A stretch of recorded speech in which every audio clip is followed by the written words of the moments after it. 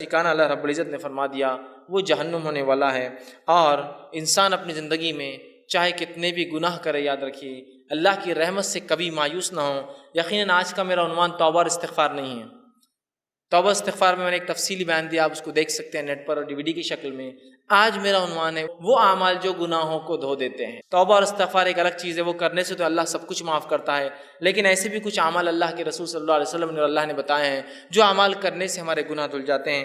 آئیے ان اعمال کو میں ایک کے بعد ایک آپ کے سامنے رکھوں گا۔ ایسے کم و بیش 25 اعمال آج میں آپ کے سامنے رکھوں گا، 25، جس میں رسول اکرم صلی اللہ علیہ وسلم نے بہت زیادہ تعداد میں کیے گئے گناہ معاف کرنے کی بات کی، کچھ لمیٹڈ گناہ معافی کی بات ہوئی، اور کچھ گنتی کے گناہ معافی کی بات ہوئی کہ 100 گناہ یا اس طرح سے۔ تو میں آج آپ کے سامنے رکھوں گا، اور آخر میں ایک 26واں ایک عمل ایسا رکھوں گا جو عمل ویسے ساری انسانیت کے لیے ہے، وہ مسلمانوں کے لیے نہیں، یاد رکھے، لیکن باقی مسلمانوں سے ہٹ کر دوسرے انسانوں کے لیے اگر وہ لوگ وہ عمل کریں گے تو ان کے بھی اگلے پچھلے سارے گناہ معاف ہو جائیں گے۔ وہ 26واں اور آخری عمل ہوں گا جو مسلمانوں کے لیے نہیں ہوں گا، غیر مسلم بھائیوں کے لیے ہوں گا ہمارے، تاکہ وہ بھی اگر کرتے ہیں تو ان کے گناہ بھی معاف ہو جاتے ہیں۔ بہرحال تو میں آپ کے سامنے آج 25 اعمال ایسے رکھوں گا جن اعمال کے کرنے پر گناہ کے معافی کی خوشخبریاں دی گئی ہیں، لیکن گناہ کے معافی کی خوشخبریاں اس شخص کے لیے ہرگز نہیں ہیں جو اب اعمال کو سن کے یہ سوچے کہ اب تو گناہ کرنے کا لائسنس مل گیا، اس لیے کہ اب گناہ معاف ہونے کا طریقہ معلوم ہو گیا۔ اگر میں آپ کو ایک اریزر دوں، ربر دوں، بچے ہوتے ہیں نا جب پینسل سے لکھتے ہیں تو ان کو اریزر ربر دیا جاتا ہے، اگر میں آپ کو اریزر دوں، ربر دوں کہ اس کو مٹا لیا جائے، ایک آدمی جو اکاؤنٹس کرتا ہے سمجھ لیجیے، اور وہ پین سے لکھ رہا ہے، پینسل سے لکھتا ہے اور غلطیاں ہوتی ہیں، تو وہ سوچتا ہے کاش کوئی ایسی چیز جس سے مٹا دوں۔ اب میں اس کو اریزر دے رہا ہوں کہ بھائی میرے اگر کچھ غلطی ہو تو اریزر سے مٹا لیا کرو۔ اب اس نے کیا سمجھا معلوم آپ کو؟ اریزر جب آ گیا اس کے بعد اس کو لگا کہ اب غلطیاں کرنا چاہیے، اس لیے کہ اریزر ہاتھ میں آ گیا ہے، جبکہ اریزر ربر اس لیے دیا گیا تھا غلطی ہو جائے تو مٹا لو۔ تو توبہ اور استغفار اس لیے نہیں ہے کہ آپ گناہ کریں ہم اور توبہ کریں، وہ اس لیے کہ غلطیاں ہو جائے تو ہم توبہ کریں، معصیت ہو جائے تو آج جو عمل میں رکھوں گا ان کا مقصد بھی ہے جو ہو جاتے ہیں انسان ہونے کے ناطے اس کو کیسے مٹایا جائے ان گناہوں کو۔ آئیے سب سے پہلا عمل قرآن سے کچھ 5 عمل رکھوں گا اور 20 باتیں جو حدیث سے میں رکھوں گا جو میں ملتی ہے۔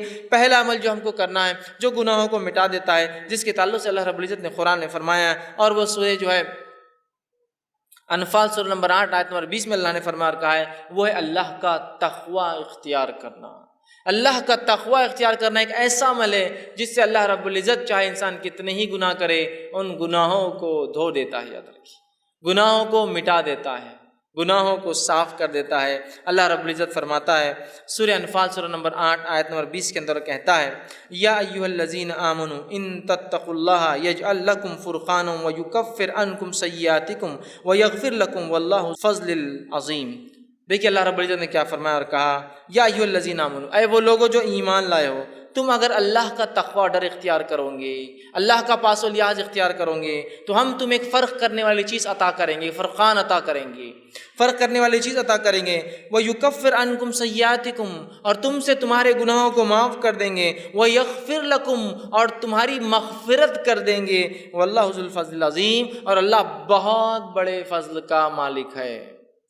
تو دیکھیے جو تقوی اختیار کرتا ہے، اللہ کا تقوی کا معنی ہوتا ہے پاس و لحاظ رکھنا، عام معنی ڈر ترجمہ ہوتا ہے، لیکن پاس و لحاظ رکھنا بھی ایک معنی ہے کہ جس رب نے مجھے پیدا کیا اس کا پاس و لحاظ رکھوں، اس کا خیال۔ جیسے کہ آپ سواری میں سوار ہیں، بس میں سوار ہیں، ایک بوڑھا آدمی آتا ہے تو آپ اس کو اپنی جگہ دیتے، کیوں؟ اس کی عمر کا پاس و لحاظ رکھتے ہیں آپ۔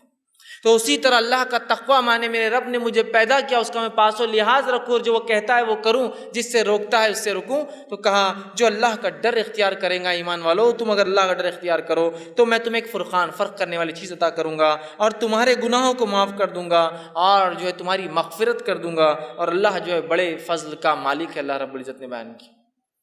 تو اس چیز کو ہمیں سمجھنے کی بے انتہا ضرورت ہے۔ اللہ کے تقوی کی بہت بہت بہت بڑی اہمیت یاد رکھیے شریعت، جو کہ آج ہم بھول چکے، یاد رکھیے بھول چکے۔ تقوی کے اتنے فائدے ہیں، اتنے فائدے ہیں۔ ویسے آج کا عنوان چونکہ وہ اعمال ہے جو گناہوں کو مٹا دیتے ہیں، اس لیے میں دوسرے فائدے نہیں رکھ رہا ہوں، اتنے فائدے اسی کو انتہائی تقوی اختیار کرنے کے۔ لیکن افسوس کی بات ہے اللہ کا تقوی آج بہت کم ہمیں نظر آتا ہے، اس لیے کہ جس کے پاس اللہ کا تقوی ہو وہ ہر گناہ سے پہلے سوچتا ہے کہ میرے رب کو مجھے جواب دینا ہے، اس کا پاس و لحاظ رکھوں اور میں ان گناہوں سے اپنی نفس کو بچاؤں۔ اور جس کے پاس تقوی نہیں ہوتا، ہم دیکھتے ہیں وہ جانوروں سی اور من مانی زندگی دنیا میں گزارتا ہے۔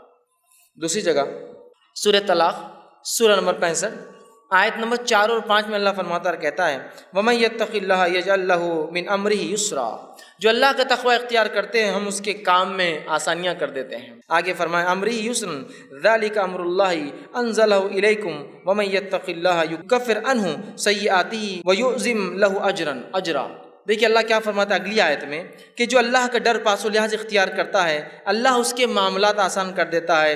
اور اللہ رب العزت آگے فرما رہا ہے کہ اللہ نے جو ہے تمہارے طرف ایک اپنا ایسا حکم اتارا ہے کہ اگر اس حکم کے مطابق تم تقوی اختیار کرو تو اللہ تمہارے گناہوں کو جتنے سیئات ہیں اس کو معاف کر دے گا، اور اللہ تعالیٰ بہت بڑے اجر دینے پر قادر ہے، بہت بڑے اجر کا مالک ہے۔ تو یہاں بھی دیکھیے تقوی اختیار کریں گے تو معافی کی بات ہوئی، ہمارے گناہوں کو مٹا دینے کی بات ہو رہی ہے۔ تو سب سے پہلا کام مجھے اور آپ کو جو کرنا ہے وہ اللہ کا تقوی اختیار کرنا ہے، اس لیے کہ اس کے بہت سارے فائدے ہیں۔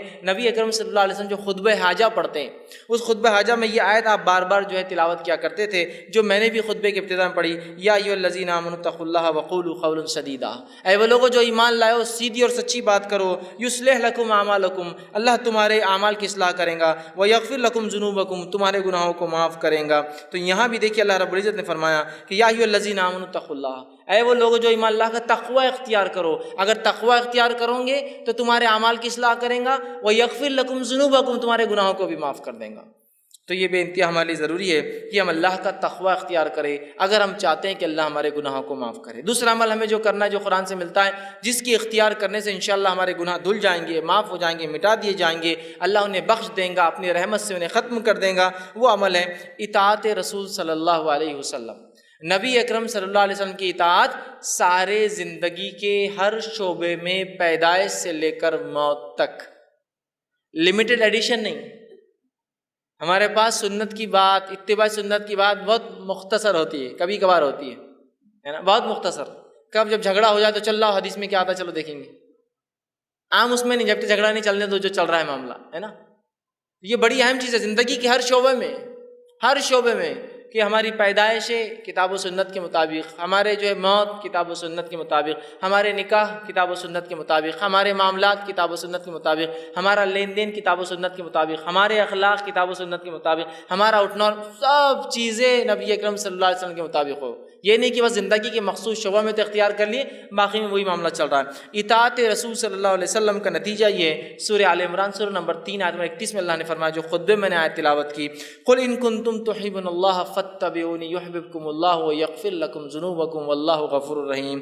اے نبی کہہ دیجئے، قل ان کنتم تحبون اللہ، اگر تم اس کا دعویٰ کرتے ہو کہ تم اللہ سے محبت کرتے ہو، فاتبعونی، تو تمہیں، اے نبی کہہ دیجئے لوگوں سے، اگر تم دعویٰ کرتے ہو اللہ کی جو ہے محبت کا تو میری اتباع کے سوا کوئی چارہ نہیں ہے۔ نبی کو کہا جا رہا ہے کہو وَيَغْفِرْ لَكُمْ ذُنُوبَكُمْ، اور جو نبی کی اتباع کریں گا اللہ اس کے گناہوں کو معاف کر دے گا، واللہ غفور الرحیم، اللہ بہت زیادہ بخشنے والا اور رحم کرنے والا ہے۔ تو یہاں دیکھیے بات واضح ہو رہی ہے، اور ایسی کئی آیتیں، سینکڑوں آیتیں قرآن میں، کہ نبی کی اتباع کرنے والے کے گناہ معاف ہو جاتے ہیں، اور نبی کی موجودگی میں تیز آواز سے بات کرنا بھی اعمال کو برباد کرنے کے لیے اور جہنم میں جانے کے لیے کافی ہوتا ہے۔ دونوں ہی بات یاد رکھیں، نبی کی اتباع گناہوں کو معاف کر دیتی ہے، اور نبی کی نافرمانی اس حد تک کہ نبی کے موجودگی میں تیز آواز سے بات کرنا بھی انسان کے جو ہے گناہوں کو معاف کر دے، جو ہے انسان کے جو ہے نیکیوں کو، اگر نبی کی موجودگی میں تیز آواز سے بات بھی کرے تو اس کی نیکیاں برباد ہو جاتی ہے، یاد رکھیے، اس کے نام عمل خالی ہو سکتا ہے۔ سورہ جو ہے حجرات اٹھا کر آپ دیکھیے، ابتدائی آیت ہے اسی پر ہے، نبی کی موجودگی میں تیز آواز بھی نہیں کرنا ہے، یاد رکھیے، یہ بات بڑی اہم ہے۔ اور نبی کے ادب میں ایک چیز یہ بھی یاد رکھیے، نبی کے ادب میں یہ چیز شامل ہے کہ نبی کا نام لے کر نہ پکارا جائے۔ اللہ رب العزت نے اپنی کتاب میں رسول اکرم صلی اللہ علیہ وسلم کو صرف 4 بار نام سے پکارا ہے۔ ایک بار تذکرہ تو عیسیٰ علیہ السلام کے واقعے میں ہو کہ عیسیٰ علیہ السلام نے بشارت دی کہ میرے بعد ایک نبی آئیں گے جس کا نام احمد ہوگا، واقعے کو پوچھو کہ اس میں تذکرہ ہے، 4 بار نام لیا، صرف 4 آیتیں ہیں صرف۔ اس کے بعد جو اللہ رب العزت نے یا ایھا الرسول، یا ایھا النبی، یا مدثر، یا مزمل، ہے نا، نام لے لیا۔ ادب ہے، ان لوگوں کو غور سے سننا چاہیے جو دھڑلے سے چلا کر یا محمد یا محمد، پتہ نہیں کتنی بار بول رہے ہیں، یہ ادب ہے نبی کا، اور پتہ نہیں گا رہے ہیں اس کو، اور پتہ نہیں گانے میں 1000 بار وہ نام آ رہا ہے، نبی اکرم صلی اللہ علیہ وسلم کا نام آنے پر آپ پر درود بھیجنا ہم پر واجب ہے۔ تو اللہ عزت کر رہا ہے اپنے نبی کی، اور اللہ نے نام بہت مختص 4 ہی بار لیا صرف اپنے نبی کا۔ یہ ادب ہے نبی کا، یاد رکھیں۔ صحابہ بھی اللہ کے رسول صلی اللہ علیہ وسلم کو نام سے نہیں پکارتے تھے۔ یہ بات سمجھ، تو اطاعت رسول اتنی اہم چیز ہے کہ اطاعت کرو گے جنت میں جاؤ گے، گناہ معاف ہوں گے۔ اطاعت نہیں کرو گے، صرف نبی کی موجودگی میں تیز آواز بھی کرو گے، تو اپنے نام عمل کو جو ہے خالی پاؤں گے روز قیامت نیکیوں سے۔ تو نبی کی اطاعت، فرما برداری، یہ بڑی اہم چیز ہے۔ صحیح بخاری کی روایت ہے، نبی اکرم صلی اللہ علیہ وسلم فرمایا کہا کل امتی یدخلون الجنت الا من ابا، میرے سارے کے سارے امتی جنت میں جائیں گے سوائے ان کے جو انکار کر دے۔ سوال ہوا، پوچھا گیا قیل من ابا یا رسول اللہ، اے اللہ کے رسول صلی اللہ علیہ وسلم کون انکار کریں گا جنت میں جانے سے؟ فرمایا قالا من اطانی دخل الجنہ، جس نے میری اطاعت کی وہ جنت میں جائیں گا، ومن عصانی فقط ابا، جس نے میری نافرمانی کی اس نے خود جنت سے انکار کر دیا دنیا کے اندر۔ بڑی اہم باتیں یاد رکھیے۔ تو ہم اطاعت رسول کو اپنے اوپر لازم جان لیں اور ہر زندگی کے شعبے میں یاد رکھیں۔ تیسرا وہ کام جس کے کرنے سے انشاءاللہ اللہ ہمارے گناہوں کو معاف کرے گا، ہم کو پاک کر دے گا، صاف کر دے گا، وہ ہے کبیرہ گناہوں سے اپنی نفس کو بچانا۔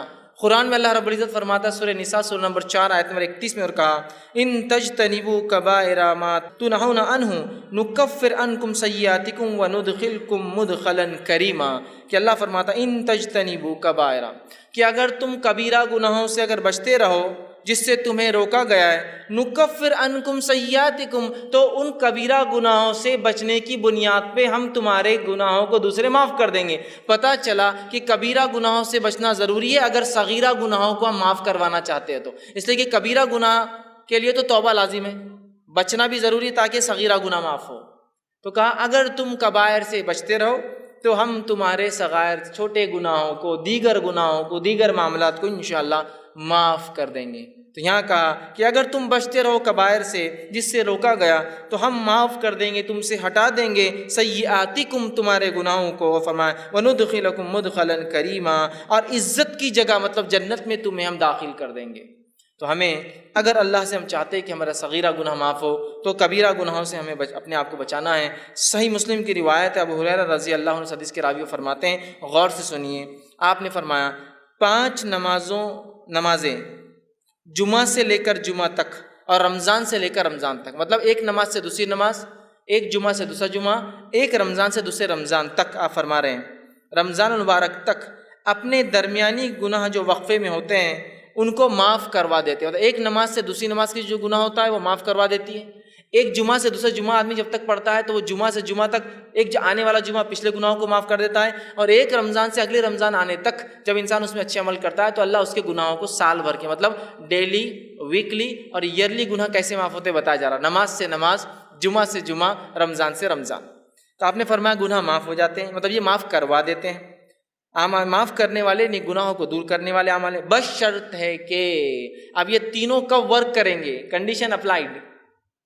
نماز سے نماز کب گناہوں کو معاف کروائیں گی، جمعہ سے جمعہ کب گناہوں کو معاف کروائیں گا، رمضان سے رمضان کب گناہ معاف ہوں گے؟ آپ نے فرمایا بس شرط ہے کہ، کنڈیشن اپلائیڈ ہے کہ کبیرہ گناہوں سے بچتا رہے۔ ہوں گے بچنا ضروری ہے، نہیں ہوں گے تو پھر انسان کہاں بچیں گے ہم؟ بچنا ضروری ہے۔ میں کبیرہ گناہوں سے اپنی نفس کو بچاتا رہتا ہوں تو لہٰذا میرے صغیرہ بھی معاف ہو جائیں گے۔ ایک نماز سے دوسری نماز، ایک جمعہ سے دوسرا جمعہ، ایک رمضان سے دوسرا رمضان، تب معافی ہوں گی جب ہم کبیرہ گناہوں سے بچتے رہیں۔ ورنہ بہت سارے لوگ ہوتے ہیں، یہ ہم لوگ ان باتوں کو سن لے جو حدیث میں آ رہی ہے، ارے بہت اچھی باتیں، اور کبیرہ گناہ سے نہ بچے تو پھر یہ باتیں معافی نہیں دلوانے والی، اس لیے کہ کبیرہ گناہ جو ہے بغیر توبہ کے معاف نہیں ہوتے ہیں۔ اسی طرح چوتھا عمل جو قرآن میں آتا ہے کہ جو انسان اگر اختیار کرے تو اس کے گناہ پچھلے معاف ہو سکتے ہیں، جو خطا کاریاں، جو اس نے جو ہے برے کام، جو سیاہ اعمال وہ کر چکا ہے، جس سے اس کی زندگی پہ دھبے لگے ہیں، اور وہ اگر آخرت میں چلا جائے اس کا رب معاف نہ کرے تو وہ جہنم میں جائیں گا، وہ ہے سچائی کو اختیار کرنا، صدق کو اختیار کرنا، سچ کو اختیار کرنا۔ اس لیے کہ اللہ رب العزت نے سچ اختیار کرنے کے فائدے جو بتائے اس میں سے ایک فائدہ یہ ہے کہ گناہ کو معاف کر دیتا ہے۔ اللہ رب العزت قرآن میں یوں فرماتا ہے، اور سورہ جو زمر کی آیت ہے، سورہ نمبر جو 39 اور اس آیت نمبر 34 اور 35 میں اللہ نے کہا اور فرمایا والذی جاء بالصدق وصدق به اولئک هم المتقون، کہ اللہ نے فرمایا کہا اور جو لوگ سچے دین لائے اور جو سچائی کو جانے اس پر عمل کرے یہی لوگ نیکوکار ہے، پارسا ہے، صاف ستھرے لوگ ہیں۔ لہم ما یشاء من لہم ما یشاؤون عند ربہم ذالک جزاء المحسنین، اور ان کے رب کے پاس وہ جو چاہیں گے ان کو وہ دیا جائیں گا، یہ محسنین کے لیے، نیک کرنے والوں کا بدلہ ہے۔ لیکفر اللہ عنہم اسوأ الذی عملوا، اور ان کو جو وہ چاہیں گے وہ ملیں گا، اور اللہ ان سے معاف کر دے گا جو گناہ ہوتے ہیں جو اعمال میں انہوں نے کیے ہیں۔ وَيَجْزِيَهُمْ أَجْرُهُمْ بِأَحْسَنِ الَّذِي كَانُوا يَعْمَلُونَ، اور ان کو گناہ معاف کر دیں گا، ان کو نیکیاں دے دیں گا، اور جو ہے ان کو ایک بہت بہترین اور نیک بدلہ اس کا عطا فرمائیں گا۔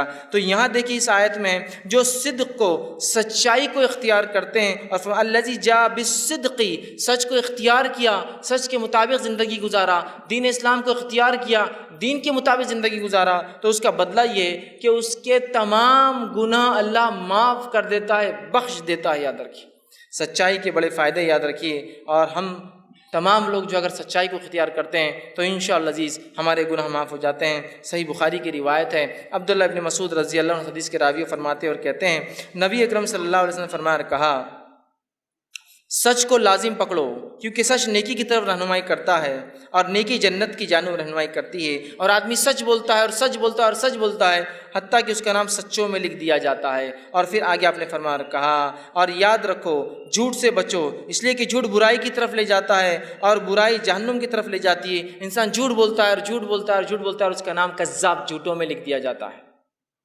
تو ہمارے لیے بے انتہا ضروری ہے ہم سچ کو اختیار کریں، جھوٹ سے بچے، اس لیے کہ اللہ رب العزت جو ہے سچ بولنے والوں کو جو ہے ان کے گناہوں کو جو ہے معاف کر دیتا ہے۔ پانچواں عمل جو قرآن سے ملتا ہے، جسے کرنے سے ہمارے گناہ معاف ہوتے ہیں، وہ عمل ہے جو ہے صدقے کو چھپا کر دینا۔ صدقے کو چھپا کر دینا، بتا کر ظاہر کر کے نہ دینا۔ حالانکہ صدقے کو ظاہر کر کے دینا بھی جائز ہے، لیکن چھپا کر دینا یہ افضل عمل ہے۔ اللہ رب العزت فرماتا ہے سورہ بقرہ سورہ نمبر 2 آیت میں 271 میں اللہ نے فرمایا اور کہا، ان تبدوا الصدقات فنعم ما هي وان تخفوها وتؤتوها الفقراء فهو خير لكم ويكفر عنكم من سيئاتكم والله بما تعملون خبير۔ اللہ فرماتا ہے اگر تم اپنے صدقات کو ظاہر کر کے دو تو یہ بھی اچھا ہے، لیکن اگر چھپا کر دو، مخفی دو، ڈھانک کر دو، تو یہ تمہارے لیے زیادہ خیر ہے۔ جو تم فقیروں کو چھپا کر دو یہ تمہارے لیے زیادہ بہتر ہے۔ اللہ اس صدقے کی برکت سے تمہارے گناہوں کو معاف کر دے گا، مٹا دے گا، ہٹا دیں گا، تم سے دور کر دیں گا۔ اور فرمایا سیئاتکم وبما تعملون خبیر، اور اللہ ہر اس عمل سے خبردار ہے جو تم کرتے ہو۔ تو صدقہ دکھا کر بھی دیا جا سکتا ہے اس سماج میں جہاں آپ کو لگتا ہے صدقہ دکھا کر دینے سے لوگ جوش میں آئیں گے اور عمل کریں گے، اور وہاں جہاں دیتے ہیں لوگ اور آپ بہتر سمجھتے چھپا کر دیں تو وہاں بند مٹھی دینا افضل ہے، اس لیے کہ صدقہ چھپا کر دینے سے گناہ معاف ہوتے ہیں، گناہ ہٹا دیے جاتے ہیں، اللہ رب العزت نیکی ہمارے نام اعمال میں لکھتا ہے۔ یاد رکھیں یہ بہت بڑی بات ہے، ہمیں کوشش کرنا چاہیے کہ ہم صدقہ کریں اور چھپا کر کریں، اور اپنے صدقے کو منی والعزا دکھاوا کر کے، جتلا کر، بار بار یاد دلا کر کہ ہم نے تمہیں صدقہ دیا تھا، ہم برباد نہ کریں۔ آئیے چھٹا عمل جو ہم کو ملتا ہے قرآن سے، جس کے کرنے سے ہمارے گناہ معاف ہو سکتے ہیں، اللہ مٹا دیں گا، وہ ہے اللہ سے جو ہے ڈرنا، اور بغیر دیکھے ڈرنا۔ چونکہ ہم نے اللہ کو دیکھا نہیں ہے، اس کے بعد بھی اس کے اگر کوئی شخص خشیت اختیار کرتا ہے، ڈر اختیار کرتا ہے، اللہ گناہ معاف کرتا ہے۔ یہ بات کو اللہ رب العزت سورہ ملک سورہ نمبر 66 آیت نمبر 12 میں فرما کہا، ان الذین یخشون ربهم بالغیب لهم مغفرۃ واجرا کبیر۔ اللہ نے فرمایا یقیناً جو لوگ اپنے رب سے بغیر دیکھے ڈرتے ہیں، خشیت اختیار کرتے ہیں، ان کے لیے اپنے رب کی طرف سے گناہوں کی معافی، مغفرت ہے، اور بہت بڑا اجر آخرت میں ایسے لوگوں کے لیے رکھا جائے گا جو بغیر دیکھے اپنے رب سے ڈر کر گناہوں کو نہیں کرتے ہیں، نیکیوں کو کرتے ہیں، سبقت لیتے ہیں۔ سمجھ رہے ہیں آپ بات کو؟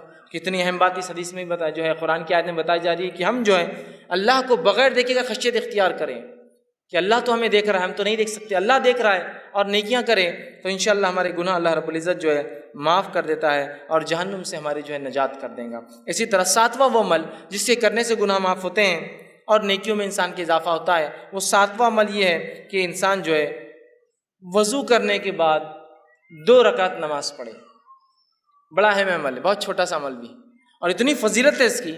صحیح بخاری کی روایت ہے، آپ صلی اللہ علیہ وسلم نے فرمایا اور کہا، حدیث کے الفاظ دیکھیے ایسے ہیں کہ آپ صلی اللہ علیہ وسلم کے تعلق سے تو عثمان رضی اللہ عنہ فرماتے ہیں، اور ان کے غلام اس حدیث کو روایت کرتے ہیں جن کا نام حمران تھا، وہ کہتے ہیں کہ عثمان ابن عفان رضی اللہ عنہ نے ایک مرتبہ وضو کا پانی منگوایا، میں نے وضو کا پانی لایا، آپ نے وضو کو اچھی طرح کیا، پہلے اپنے ہاتھوں کو 3 بار دھویا، پھر جو ہے کلی کی اور ناک میں پانی 3 بار لیا، پھر چہرے کو 3 بار دھویا، پھر سیدھے ہاتھ کو کونیوں تک اچھے سے 3 بار دھویا، پھر الٹے ہاتھ کو کونیوں تک 3 بار اچھے سے دھویا، پھر سر کا مسح کیا، کانوں کا خلال کیا، اور اس کے بعد اپنے دونوں پیر، سیدھے پیر الٹے پیر کو ٹخنے تک دھوئے، اور اس کے بعد فرمایا اور کہا کہ جو شخص ایسا وضو کرے 3 بار جس طرح سے میں نے بتایا ہے، اور فرمایا اور اس کے بعد 2 رکعت نماز پڑھ لے، اس کو تحیۃ الوضو کہتے ہیں، یہ کر لے ایسا عمل وضو مکمل، پھر جا کے 2 رکعت نماز پڑھے، اس کو تحیۃ الوضو کہتے ہیں۔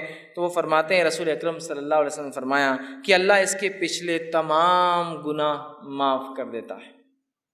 لیکن اس حدیث میں ایک بات اور جو اضافی آتی ہے، دوسری روایتوں میں الفاظ آتے ہیں، وہ یہ ہے کہ وہ 2 رکعت نماز پڑھے وضو کے بعد، اور ایسی پڑھے کہ دل میں دوسرے کوئی خیالات نہ آئے، کوئی خیالات نہ آئے کہ یہ کیا ہو رہا ہوگا، وہاں کیا ہو رہا، بزنس سے کیا، یہاں جائے، کوئی خیال نہ آئے، تو اس کے پچھلے سارے گناہ معاف کر دی جاتے ہیں۔ لیکن ایک بات میں یہاں ضرور رکھنا چاہوں گا، وہ یہ ہے کہ یہ تمام صغیرہ گناہ معاف ہوتے ہیں، کبیرہ گناہ بغیر توبہ کے معاف نہیں ہوتے، یہ بات یاد رکھ لیجیے، اس کے لیے توبہ ضروری ہے، اور بندوں کا حق ہے تو بندے سے معافی بھی ضروری ہوتی ہے، لیکن یہ صغائر سارے معاف ہو جائیں گے، صرف ایک عمل دیکھیے، اچھے سے وضو کرنا پرفیکٹلی، اور جا کے 2 رکعت نماز پڑھنا تحیۃ الوضو، گناہ سارے اس کے معاف ہو جائیں گے۔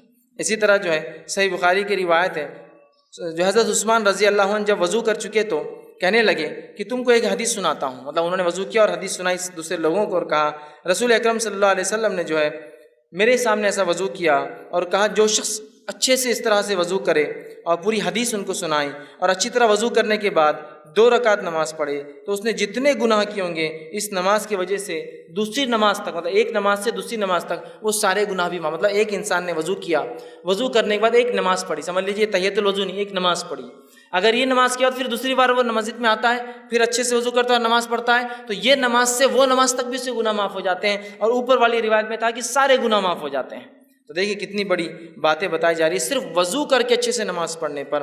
8واں پوائنٹ جس کے کرنے سے 8ویں بات جس سے حدیث میں آتا ہے کہ گناہ معاف ہو سکتے ہیں، وہ یہ ہے کہ نماز کے لیے اچھے سے وضو کرنا، جہاں وضو کے بعد نماز پڑھنا گناہ کو معاف کرتا ہے، وہیں اپنی ذات سے وضو کرنا بھی گناہوں کو معاف کرتا ہے، یاد رکھیے، جہاں اچھے سے وضو کر کے نماز پڑھنا ثواب دیتا ہے، وہیں صرف اچھے سے وضو کرنا بھی انسان کے گناہ معاف کر دیتا ہے۔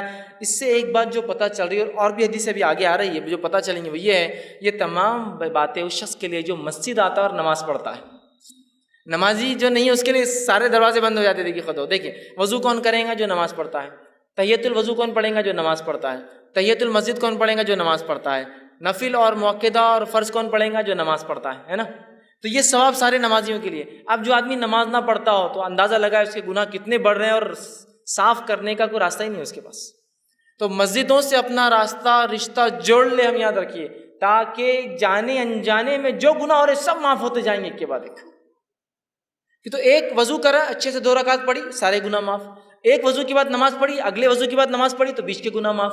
ساری باتیں تو نمازیوں کے تعلق سے آ رہی ہیں۔ آئیے، وضو خود کرنے سے بھی گناہ معاف ہو جاتے ہیں، اللہ رب العزت گناہوں کو معاف کرتا ہے۔ صحیح مسلم کی روایت ہے، رسول اکرم صلی اللہ علیہ وسلم کے تعلق سے ابو ہریرہ رضی اللہ عنہ فرماتے اور کہتے ہیں، کیا میں تمہاری رہنمائی نہ کروں ایسے کاموں پر جن کی وجہ سے اللہ تعالیٰ تمہارے گناہوں کو مٹا دے؟ اللہ کے رسول نے فرمایا، کیا تمہاری رہنمائی کروں، میں گائیڈنس کروں تمہارا ایسے اعمال کی طرف جن کے کرنے سے اللہ تمہارے گناہوں کو مٹا دے گا اور ان کے درجات بھی بلند کرے گا، تمہارے مقامات بھی بلند کرے گا؟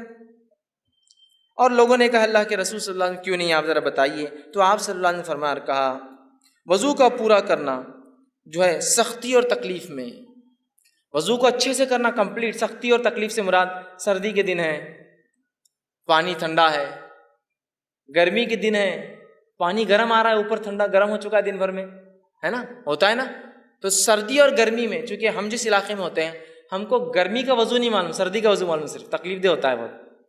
گرمی کا وضو بھی اگر آپ کو دیکھنا ہے تو آپ کبھی دیکھ سکتے ہیں۔ ایک مرتبہ میرا راجستھان کا سفر ہوا پروگرامز کے سلسلے میں، وہاں میں گیا، ایک مقام پہ اترا تو صاحب مجھ سے کہنے لگے، آپ کیا غسل لیں گے؟ تو میں نے کہا ہاں، بہت سفر میں تھکان ہو گئی، بڑا پسینہ، گرمی تھی۔ تو کہا بیٹے برف کی سیل ڈال دو وہ بکیٹ کے اندر جا کر۔ وہ پریشان ہوں گے، برف کی سیل بکیٹ میں کیوں ڈال دو؟ اور واقعی میں انہوں نے اچھا کیا تھا، برف کی سیل ڈالی تھی بکیٹ میں، ورنہ وہ پانی اتنا گرم تھا کہ آپ ہاتھ بھی نہیں لگا سکتے اس کو، چونکہ گرمی کی وجہ سے وہاں سردی میں جتنا ٹھنڈا ہوتا ہے تو گرمی میں پانی اتنے 50 ڈگری 60 ڈگری تک چلا جاتا ہے گرم۔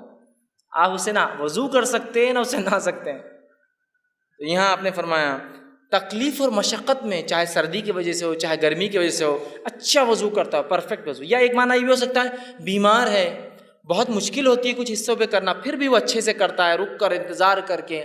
یا ایک معنی یہ بھی ہو سکتا ہے معذور ہے، بہت تکلیف ہوتی ہے کہ پھر بھی اچھے سے وضو کرتا ہے اپنے رب کو راضی کرنے کے لیے۔ تو کہا تکلیف میں، حدیث کے الفاظ سے تکلیف ہے، باقی سردی کی ہو سکتی ہے، گرمی کی ہو سکتی ہے، معذوری کی ہو سکتی ہے، بیماری کی ہو سکتی ہے، اور مسجد کی طرف جو ہے اپنے قدم بڑھاتا ہے، جاتا ہے۔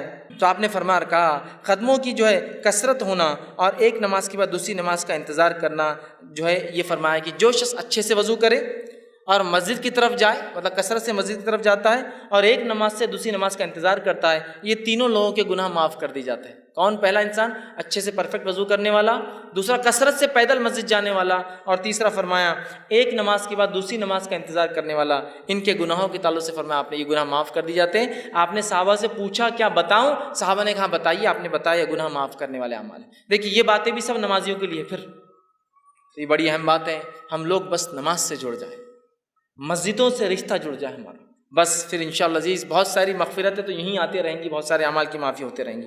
اسی طرح جو ہے صحیح مسلم کی ایک بہت لمبی روایت ہے، اس روایت کے آخری الفاظ ایسے ہیں، ایک صحابی تھے جو اللہ کے رسول صلی اللہ علیہ وسلم کے پاس آئے، جن کا نام عمرو بن جو ہے ابسا تھا، اور یہ آ کر ایمان قبول کرتے ہیں، غیر مسلم تھے، ایمان قبول کیا، اسلام قبول کیا۔ اسلام قبول کرنے کے بعد اللہ کے رسول بہت ساری باتیں کی، بہت لمبی حدیث ہے۔ حدیث کے آخر میں ایک جملہ آتا ہے، انہوں نے پوچھا اور کہا میں نے عرض کیا اے اللہ کے رسول صلی اللہ علیہ وسلم مجھے وضو کے بارے میں کچھ بتائیے۔ نبی اکرم صلی اللہ علیہ وسلم نے فرمایا جب تم میں سے کوئی اللہ کا بندہ وضو کا پانی لے کر کلی کرتا ہے اور ناک میں ڈالتا ہے تو اس کے جتنے گناہ منہ سے اور ناک سے ہوئے سارے معاف کر دیے جاتے ہیں۔ تم میں سے کوئی شخص جب وضو کرتا ہے، کلی کرتا ہے، ناک صاف کرتا ہے تو منہ سے ہونے والے اور ناک سے ہونے والے گناہ جو ہے اس کے نتنیوں سے ہونے والے گناہ سب جھڑ جاتے ہیں۔ پھر جب وہ منہ دھوتا ہے جیسے اللہ نے اسے حکم دیا ہے تو چہرے کے سارے گناہ اس کے دھل جاتے ہیں، ٹپک جاتے ہیں، جھڑ جاتے ہیں۔ پھر اپنے ہاتھوں کو جب کونیوں تک دھوتا ہے تو کونیوں تک دھونے سے جو پانی ٹپکتا ہے سارے گناہ ہاتھوں کے جھڑ جاتے ہیں۔ پھر اس کے بعد آپ نے فرمایا کونیوں تک دھوتا ہے تو گناہ اس کے ہاتھوں سے جو ہے انگلیوں کے پور کے راستے سے سارے گناہ جھڑ جاتے ہیں۔ پھر جب سر کا مسح کرتا ہے تو سر اور بالوں سے ہونے والے تمام گناہ جو پانی نترتا ہے اس سے ختم ہو جاتے ہیں۔ پھر جب پیر دھوتا ہے اور انگلیوں کا خلال کرتا ہے تو پیر سے ہونے والے تمام گناہ جو ہے اس میں ختم ہو جاتے ہیں۔ تو دیکھیے وضو کے بعد نمازی نہیں، خالی وضو کرنا بھی سارے گناہوں کو معاف کر دیتا ہے۔ تو ہم کوشش کریں اپنے وضو کو ہم پرفیکٹلی کریں۔ آئیے اس کے آگے بڑھتے ہیں۔ نواں وہ کام جسے کرنے سے ہمارے گناہ معاف ہو جاتے ہیں وہ ہے سورۃ الفاتحہ جب نماز میں پڑھی جاتی ہے تو اس کے بعد آمین کا کہنا۔ نبی اکرم صلی اللہ علیہ وسلم فرماتے، صحیح بخاری کی روایت آپ نے فرمایا، ابو ہریرہ رضی اللہ عنہ حدیث کے راوی آپ نے فرمایا اللہ کے رسول صلی اللہ علیہ وسلم نے فرمایا جب امام آمین کہے تو تم بھی آمین کہو، کیونکہ جس کی آمین فرشتوں کی آمین سے مل جاتی ہے اس کے اگلے گناہ بخش دیے جائیں گے۔ ابن شہاب جو راوی روایت کرتے وہ کہتے ہیں کہ رسول اللہ صلی اللہ علیہ وسلم بھی آمین کہا کرتے تھے۔ دیکھیے حدیث کتنی واضح ہے۔ ابو ہریرہ رضی اللہ عنہ فرماتے ہیں اللہ کے رسول صلی اللہ علیہ وسلم نے فرمایا جب امام آمین کہے تو تم بھی آمین کہو۔ امام کو آمین کہنا چاہیے، اس لیے حدیث کہہ رہی امام آمین کہے تو تم بھی آمین کہو۔ حدیث بالکل واضح ہے، بخاری کی روایت۔ جب امام آمین کہے تو تم بھی آمین کہو، جب تمہاری آمین اور فرشتے بھی آسمان پہ آمین کہتے ہیں اس کے ساتھ اگر مل جائے تو تمہارے اگلے پورے گناہ معاف ہو جائیں گے، ہے نا۔ دوسری ایک حدیث میں آپ نے فرمایا اور کہا جو صحیح مسلم کی روایت ہے، ابو ہریرہ رضی اللہ عنہ اس کے راوی اور کہتے ہیں رسول اللہ صلی اللہ علیہ وسلم نے فرمایا جب کوئی تم میں سے آمین کہے تو فرشتے آسمان پر آمین کہتے ہیں، پس اگر بندے کی اور فرشتوں کی آمین مل جائے تو اس کے اگلے گناہ بخش دیے جاتے ہیں، گناہ معاف کر دیے جاتے ہیں۔ کتنی اہم بات ہے نا۔ اب ہم میں سے بہت سارے لوگ آمین بولتے ہی نہیں، تعصب کی بنیاد پر، لا علمی کی بنیاد پر، جہالت کی بنیاد پر۔ یہ تو بات بہرحال ہو سکتی ہے، بہت سے لوگ اختلاف کرتے ہیں آمین تیز بولا جائے ہلو بولا جائے، لیکن جو آیت جو حدیث ہے بخاری کی واضح ہے جب امام آمین کہے تو تم بھی آمین کہو۔ اللہ امام کو کہنا چاہیے، اسی طرح اللہ کے رسول فرمایا جب امام کہے تو تم بھی کہو، ہے نا. اور اللہ کے رسول خود کہتے تھے، اس لیے صحابہ نے سنا، پیچھے کہتے تھے تبھی تو سنا نا. اب کچھ لوگ کہتے نہیں وہ ہلو سے کہنا چاہیے. ٹھیک ہے، اس بات کو بھی اگر میں مان لوں، for the sake of argument بولتے ہیں نا، بحث کے تک ٹھیک ہے، بات مان لیں کہ ہلو کہنا چاہیے، لیکن ہلو ہو یا تیز ہو کہنا تو ہے نا. لیکن ہلو ہے اور تیز ہو کہنا تو ہے نا. اب دیکھیے ہمارے پاس کیا ہو رہا ہے، غیر المغضوب علیہم ولا الضالین آمین انا اعطیناک الکوثر فصل. اب اس میں تیز اور ہلو آمین کہاں ہے؟ چلیے آپ کہہ رہے کہ نہیں ہلو کہنا، ٹھیک ہے ہلو بولیں گے، لیکن آپ نے تو رکا ہی نا، ایسی گاڑی لے گئے کہ وہ اسپیڈ بریکر سے بھی سیدھا چلے گئے. غیر المغضوب علیہم ولا الضالین، ٹھیک ہے آپ زور سے نہیں بولنا چاہتے، لیکن بولنا تو ہے نا، دل میں بھی رکنا تو پڑے گا نا. بھاگ گئے آپ دوسری صورت کی طرف. امام کو چاہیے کہ وہ امامت کے ادب سیکھے. نبی اکرم صلی اللہ علیہ وسلم کی واضح حدیث ہے، اتنی بڑی فضیلت کو آپ چھوڑ دیتے اتنے آسانی سے. جہاں فضائل ثابت نہیں وہاں تو من مانے فضائل گڑھے جا رہے ہیں کہ یہاں سے کچھ لوگ گئے تو اللہ نے پورے خبر والوں کی مغفرت کر دیا. تم کو کیسے پتا چلا؟ رسول اللہ صلی اللہ علیہ وسلم تو چلے گئے، وہی تو بند ہو گئی، آج کیسے پتا چلا کہ فلاں لوگ فلاں جگہ سے گزرے تو اللہ نے پورے مردوں کی والے مغفرت کر دی؟ تھا آپ کو کیسے پتا چلا؟ تو جو فضائل نہیں آپ بیان کرتے رہو، جو موجود ہے کہ تم آمین کہو جب امام آمین کہے، اس لیے کہ اگر تمہاری آمین فرشتوں کے آمین سے ملتی ہے تو تمہارے گناہ معاف ہوں گے. یہ بات کچھ ذرا سمجھ میں نہیں آتی ہم کو. کسی کو ڈسٹرب ہو جاتی نماز اس کی، اور انہیں بولا نماز ڈسٹرب ہو جاتی ہے آمین کہنے سے. میرے بھائی اللہ کے رسول صلی اللہ علیہ وسلم کا فرمان ہے، میری اور آپ کی بات نہیں ہے نا، میری اور آپ کی بات نہیں ہے. یہ رسول اکرم صلی اللہ علیہ وسلم فرمان ہے، اور کئی روایتیں ہیں. چلیے آپ بولتے ہیں ہلو بولنا چاہیے، لیکن ٹائم تو دیجیے ہلو بولنے کے لیے، ولا الضالین کے بعد، تاکہ وہ کہے آمین. دل میں کہنے کو بھی تو ٹائم لگتا ہے نا. آتے شروع ہوگا آپ دوسرا ہی سیدھا. تو بہرحال ایک بہت عمل پھر اہم ہم چھوڑ دے رہے. اس کا مطلب 10واں وہ عمل جس کے کہنے سے گناہ معاف ہو جاتے وہ عمل ہے، جب امام کہے سمیع اللہ لمن حمدہ تو پھر مقتدی کہے ربنا ولک الحمد کہنا چاہیے. اس کی بڑی فضیلت صحیح بخاری کی روایت آپ نے فرمایا کہ جب امام کہتا سمیع اللہ لمن حمدہ تو جو آپ نے فرمایا کہے تو تم مطلب مقتدی جو پیچھے پڑھتے ہیں اللہم ربنا لک الحمد یہ کہو. تو اگر یہ کہنا فرشتوں کے کہنے سے مل جاتا ہے، مطلب فرشتے بھی یہ کہتے ہیں آسمان مل جاتا ہے، تو آپ نے فرمایا تمہارے اگلے سارے گناہ معاف ہو جاتے ہیں. آمین پہ کہا پچھلے سارے گناہ معاف ہوتے، اس پہ کہا اگلے سارے گناہ معاف ہو جاتے ہیں. مطلب آپ نے سورہ فاتحہ پڑھی، آمین کا گناہ اگلے معاف ہو گئے، اس کے بعد سمیع اللہ لمن حمدہ ربنا لک الحمد پڑھا، پچھلے گناہ معاف کرا لیے اپنے.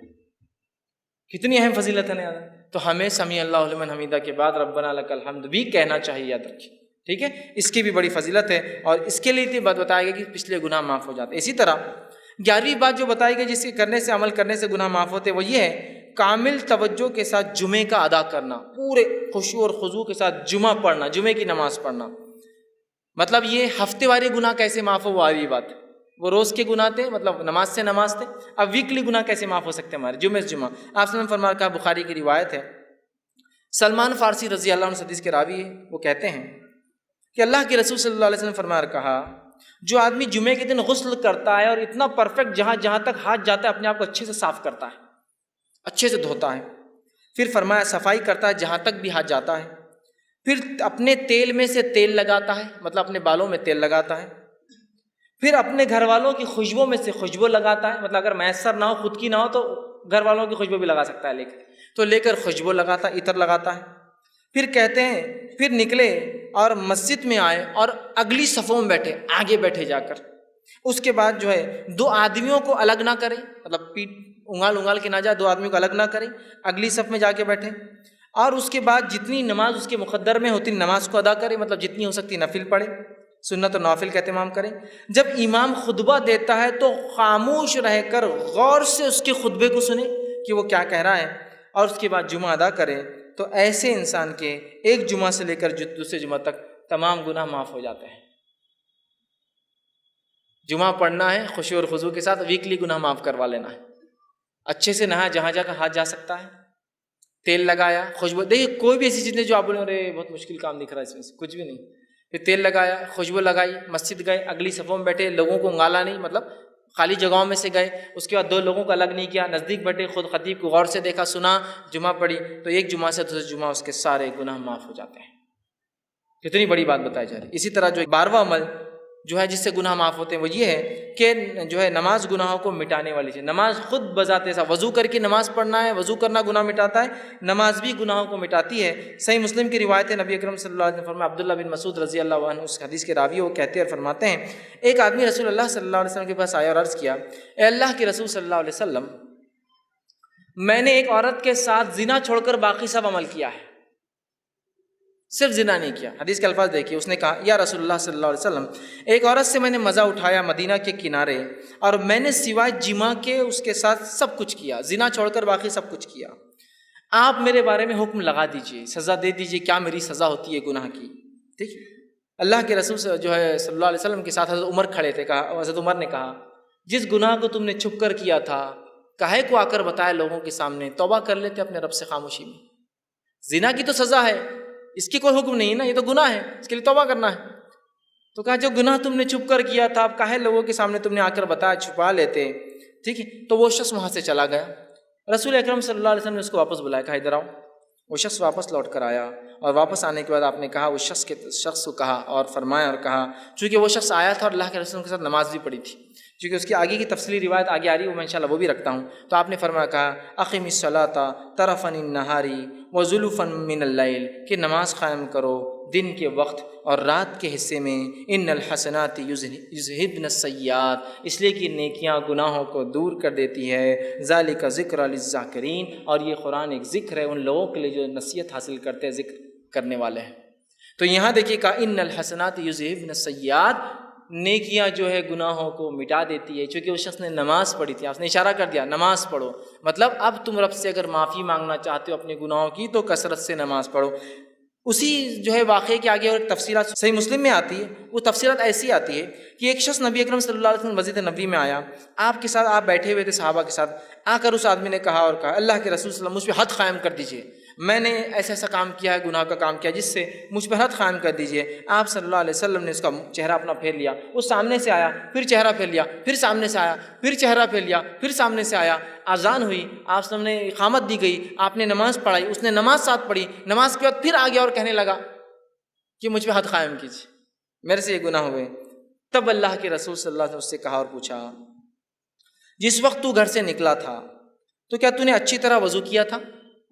جب تو یہاں کے لیے آیا تھا مجھ سے ملنے, تو نماز کا وقت بھی تھا, تو نے گناہ کیا تھا, وضو کر کے آیا. تو اس نے کہا کیوں نہیں, میں نے کیا تھا. اللہ کے رسول صلی اللہ علیہ وسلم پھر فرمایا کہ ہمارے ساتھ تو نے نماز بھی پڑھی؟ تو اس نے کہا ہاں, میں نے آپ کے ساتھ نماز بھی پڑھی ہے. تو آپ نے فرمایا کہا, اللہ نے جو ہے تجھے بخش دیا ہے اور تیری کوئی حد نہیں, اللہ نے تجھے معاف کر دیا ہے, تیری کوئی حد نہیں, یاد رکھی. تو یہ روایت اس طرف اشارہ کر رہی ہے کہ انسان جس سے گناہ ہو جاتے ہیں, گناہ ہوئے ہیں جو پاسٹ میں پچھلی زندگی میں اس نے کیے ہیں, اب لوگوں کے سامنے جا کر رسوا ہونے کی ضرورت نہیں ہے, اپنے رب کے سامنے کثرت سے نماز ادا کرے, کثرت سے نماز پڑھے. اس لیے کہ نمازیں ان الحسنات یذہبن السیئات, نیکیاں گناہوں کو دھو ڈالتی ہے, مٹا دیتی ہے. تو ہم نماز کی دیکھیے کتنی فضیلت ہے. اس لیے میں نے شروع میں کہا تھا نماز پڑھنے والوں کے بڑے فائدے, اس لیے کہ وہ بہت ساری فضیلتوں کا فائدہ یوں ہی اٹھا لے رہے بغیر سوچے سمجھے. اسی طرح صحیح بخاری کی روایت ہے, رسول اللہ صلی اللہ علیہ وسلم نے فرمایا, کہا کہ جو فرشتے شخص کے لیے دعا کرتے رہتے ہیں جو اپنی نماز کی جگہ اس وقت تک بیٹھا ہوتا ہے, جیسا جہاں نماز پڑھی اور وہیں بیٹھا ہوتا ہے جب تک کہ جو ہے اس کا وضو ٹوٹ نہ جائے. فرشتے اس کے لیے مغفرت کی دعا کرتے ہیں, اللہ اس کو معاف کر, اس کو بخش دے, اس پر رحم کر. جب کوئی وضو کرتا ہے, مسجد آتا ہے, نماز پڑھتا ہے, اور جس جگہ نماز پڑھی وہیں بیٹھا ہے, ذکر کر رہا ہے, اذکار کر رہا ہے, تب جب تک وہ وضو میں رہتا ہے تب تک فرشتے اللہ کے دعا کرتے ہیں, اللہ اسے معاف کر, اس پر رحم کر, اس کی مغفرت کر, اس کو بخش دے. نماز پڑھنا ایک بہت بڑا عمل ہے, یاد رکھیے, اس کو ہم کریں, یہ معاف کر. اسی طرح 13واں وہ عمل جس کے کرنے سے اللہ سبحانہ تعالیٰ ہمارے گناہوں کو معاف کرتا ہے, وہ یہ ہے, اتنا آسان عمل ہے کہ جس کی کوئی انتہا نہیں, یاد رکھیے اس عمل کی. اور نبی اکرم صلی اللہ علیہ وسلم نے اس عمل کے تعلق سے ہمیں بتایا, صحیح بخاری کی روایت ہے. حدیث کے الفاظ دیکھیے اس طرح سے, بخاری کی روایت آپ نے فرمایا, ابو ہریرہ اس کے راوی, اور وہ کہتے ہیں رسول اللہ صلی اللہ علیہ وسلم نے فرمایا اور کہا, جو شخص دن میں 100 مرتبہ سبحان اللہ و بحمدہ کہتا ہے, جو شخص دن میں 100 مرتبہ سبحان اللہ و بحمدہ کہتا ہے, اس کے گناہ مٹا دیے جاتے ہیں, خواہ سمندر کی جھاگ کے برابر ہو. صرف 100 مرتبہ کیا پڑھتا ہے, سبحان اللہ و بحمدہ, اپنے رب کی پاکی جو شخص 100 مرتبہ دن میں سے بیان کرتا ہے اس کے تمام گناہ معاف کر دی جاتے ہیں، حتیٰ کہ اگر وہ گناہ سمندر کی جھاگ کے برابر بھی ہو۔ یہ تمام باتیں صغائر کے تعلق سے، صغیرہ گناہوں کے تعلق کتنے بھی ہو، سبحان اللہ و بحمدہ 100 مرتبہ پڑھے، گناہ معاف۔ صحیح بخاری کی دوسری روایت اس میں ابو ہریرہ رضی اللہ عنہ فرماتے اللہ کے رسول صلی اللہ علیہ وسلم فرمایا اور کہا، اور آپ نے فرمایا 2 کلمے ایسے ہیں جو رحمان کو بڑے پیارے ہیں، زبان پر بہت ہلکے ہیں اور میزان میں بہت بھاری پڑیں گے، سبحان اللہ و بحمدہ و سبحان اللہ العظیم۔ ٹھیک، تو یہاں پہلی روایت میں کہا سبحان اللہ و بحمدہ، جو شخص 100 مرتبہ پڑھتا ہے اگر اس کی برائیاں گناہ سمندر کے جھاگ کے برابر بھی ہو تو یہ اس کو مٹا دیتا ہے، یاد رکھیں۔ تو ہم کوشش کریں کثرت سے اس ذکر کو کریں۔ 100 مرتبہ میں سمجھتا ہوں بہت آسان ہے، ہر نماز کے بعد 20 باندھ لے تو 100 ہو جاتے 5 نمازوں کے بعد۔ بہرحال کوئی چاہے تو ایک ساتھ بھی پڑھ سکتا ہے۔ اسی طرح جو ہے 14واں وہ عمل 14 جو ہے وہ عمل جسے کرنے سے گناہ مٹ جاتے ہیں، اس عمل کے تعلق سے آپ نے فرمایا، اور وہ عمل ہے جسے 100 گناہ معاف ہو جاتے ہیں، 100 سنس معاف ہو جاتے ہیں۔ وہ کیا ہے؟ ابو ہریرہ رضی اللہ عنہ فرماتے، صحیح بخاری کی روایت، آپ نے فرمایا اور کہا، جو شخص لا الہ الا اللہ وحدہ لا شریک لہ لہ الملک ولہ الحمد وہو علی کل شیء قدیر، ایک دن میں 100 بار کہتا ہے لا الہ الا اللہ وحدہ لا شریک لہ لہ الملک ولہ الحمد وہو علی کل شیء قدیر، عام زبان میں اس کو چوتھا کلمہ بولتے ہیں۔ جو شخص اس کو 100 مرتبہ پڑھتا ہے تو آپ نے فرمایا اس کا ثواب کیا ہے؟ 10 گردن آزاد کرنے کا ثواب، 10 غلاموں کو آزاد کرنے کا ثواب، 100 نیکیاں لکھی جاتی، 100 اس کے بارے میں جو ہے جس کو کہیں گے گڈ ڈیڈز لکھے جاتے ہیں، نیکیاں لکھی جاتی ہیں۔ پھر فرمایا اس کی 100 نیکیاں لکھی جاتی ہے اور 100 برائیاں اس کی مٹا دی جاتی ہے، اور شیطان کے وسوسوں سے، شکنجے سے، اس کے جو ہے بہکانے سے، پھسلانے سے وہ شخص جو ہے شام تک محفوظ رہتا ہے۔ جب سے پڑھا صبح سے لے کر شام تک محفوظ رہتا ہے۔ دیکھیے کتنا آسان کلمہ ہے، اس کلمے کو جو 100 مرتبہ 10 غلام آزاد کرنے کا ثواب، 100 نیکیاں لکھ دی جاتی ہے، 100 برائیاں مٹ جاتی ہے، اور اس صبح سے لے کر شام تک شیطانی پورے حملوں سے وہ اپنے نفس کو محفوظ کر لیتا ہے۔ تو ہم کوشش کریں کثرت سے جو ہے اس کلمے کو پڑھیں، بہت آسان ہے یاد رکھیں۔ اسی طرح 15واں عمل جس کے پڑھنے سے جو ہے گناہ معاف ہوتے جو حدیث میں آتا ہے وہ یہ ہے نماز کے بعد تسبیحات کا کہنا۔ نماز کے تسبیحات کہنا صحیح مسلم کی روایت ہے، آپ صلی اللہ علیہ وسلم نے فرمایا اور کہا، جو شخص ہر نماز کے 33 مرتبہ سبحان اللہ، 33 مرتبہ الحمدللہ اور 33 مرتبہ اللہ اکبر کہتا ہے، جو کہ 99 ہوتے ہیں، اور پھر 100 کہتا ہے، مطلب 100ویں بار کہتا ہے لا الہ الا اللہ وحدہ لا شریک لہ لہ الملک ولہ الحمد وہو علی کل شیء قدیر، وہ پچھلا کلمہ جو تھا، تو آپ نے فرمایا کہ اس کی جو ہے ساری خطائیں معاف کر دی جائیں گی، اگرچہ سمندر کے جھاگ کے برابر کیوں نہ ہو، پورے اس کے گناہ معاف کر دی جاتے ہیں، چاہے سمندر کے جھاگ کے برابر کیوں نہ ہو۔ کتنا آسان ہے نا، 33 مرتبہ سبحان اللہ، 33 مرتبہ الحمدللہ، 33 مرتبہ اللہ اکبر، آخر میں کہنا ہے لا الہ الا اللہ وحدہ لا شریک لہ لہ الملک ولہ الحمد وہو علی کل شیء قدیر۔ اور رسول اکرم صلی اللہ علیہ وسلم ہر نماز کے بعد یہ کیا کرتے تھے، آپ کا یہ معمول تھا، یاد رکھیے، عادت شریفہ تھی کہ ہر نماز کے بعد یہ ذکر و اذکار، اور بھی ہے لیکن اس میں یہ بھی شامل آپ ہمیشہ کیا کرتے تھے۔ ہم بھی کوشش کریں کہ ہر نماز کے بعد معمول بنا لیں کہ ہم ان تسبیحات کو جو ہے پڑھیں۔ 16واں وہ عمل جس سے کرنے سے گناہ معاف ہونے کی جو بشارت دی گئی، بات بتائی کہ وہ یہ نیک لوگوں کی مجلس میں بیٹھنا، اللہ کا ذکر جہاں ہو رہا ہے اس مجلس میں بیٹھنا، یہ ہے اس کا ثواب یہ ہے کہ اس سے بھی پچھلے گناہ معاف کر دی جاتے ہیں، انسان کی مغفرت کر دی جاتی ہے۔ صحیح مسلم کی روایت ہے، بہت لمبی حدیث، ابو ہریرہ رضی اللہ عنہ حدیث کے راوی ہے، اس حدیث کے اندر ہے کہ فرشتے جو ایسی مجلسوں کو ڈھونڈتے رہتے ہیں جہاں اللہ کا ذکر ہوتا ہے، جب وہ ایسی مجلسوں کو پا لیتے تو ایک دوسرے کو اشارہ کرتے ہیں کہ ویسی مجلس مل گئی جہاں اللہ کا ذکر ہو رہا ہے، اور پھر سارے فرشتے آ جاتے ہیں اور وہ فرشتے جمتے جاتے ہیں، حتیٰ کہ جو ہے بہت اوپر تک، جو آسمان تک جو فرشتے جو قطار در قطار جو جم جاتے ہیں، اور جو ہے اس کے بارے میں پھر جو ہے اللہ رب العزت ان سے پوچھتا ہے، حالانکہ اللہ کو پتہ ہوتا ہے کیا ہے، تو اللہ پوچھتا ہے کہ میرے بندوں کو کیسے پایا، وہ کیا کر رہے تھے؟ تو کہا اللہ وہ جو ہے تجھ سے جنت کا سوال کر رہے تھے، اور کیا کس چیز سے پناہ مانگ رہے تھے؟ اے اللہ وہ تیرے بندے جو جمع تھے وہ جہنم سے پناہ مانگ رہے تھے۔ تو اللہ رب العزت فرشتوں کو گواہ بنا کر کہتا ہے، اے فرشتوں تم اس چیز پہ گواہ رہنا کہ میں نے ان بندوں کو جو ہے بخش دیا ہے، ان کو جو ہے معاف کر دیا ہے۔ تو فرشتے کہتے ہیں اللہ، اس مجلس میں ایک شخص ایسا تھا جو اپنے کام کے لیے آیا تھا اور آ کر بس آیا تھا، یوں ہی بیٹھ گیا، تو اللہ رب العزت فرماتا ہے کہ یہ بندو میں نے اس کو بھی معاف کر دیا، اس لیے کہ ایسی مجلس میں بیٹھنے والا بے نصیب نہیں ہو سکتا، بد نصیب نہیں ہو سکتا۔ مطلب ان مجلسوں کے فضائل دیکھیں، یہ اللہ کا ذکر ہوتا ہے، اور ہمارا معاملہ ہے کہ جو اللہ کا ذکر ہوتا ہے وہ مجلس سے بہت ہم کو کاٹا آتا آنکھ پہ بیٹھنے سے، بہت مشکل ہوتی ہے، ارے اب جاؤ بیٹھو۔ ہاں باقی دوسری مجلسوں میں تو بلا کر، میسج کر کے، گاڑی میں بٹھا کر اپنے طرف سے پیسہ خرچ کر لے جایا جاتا ہے، لیکن اللہ کے دین کی بات جہاں ہو رہی ہے ارے نہیں وہ نہیں ہو رہا ہے. اور دین کی بات بھی سننے میں مزہ اور بد مزہ والا معاملہ چلتا ہے نا. جمعے کا خطبہ سنیں بہت مزہ آ گیا، آج بہت مزہ آ گیا. یہ کیسا مزہ آتا ہے میرے کو سمجھ میں نہیں آتا. دین کی بات سیکھنا ہے مزہ اور بہت مزہ آ گیا آج. ارے وہ وہاں مزہ نہیں آتا. وہ مقرر ہے کرے بہت مزہ آتا اس میں. ارے انہوں نے مزہ نہیں آتا. دین کی بات سیکھنا، اس مجلس کے فضائل تو سنیے.